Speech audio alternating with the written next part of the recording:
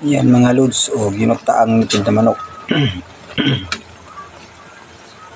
Nitid na manok yan para masarap ang kain. Gintaan ko lang, purong nitid na manok. Libas lang ang sawag at kaunting siling dahon. Okay na yan, ulam namin. Yung para bukas. Bawa ng mga bata. Nilaga ko lang siya ang may asin sa kaunting suka, mga idol. Yummy na ito. Konting patuyot tapos yan kumain.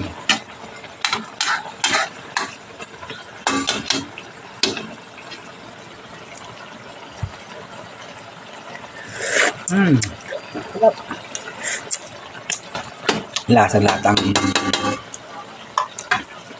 Lasang karimanok pag native talaga, masarap.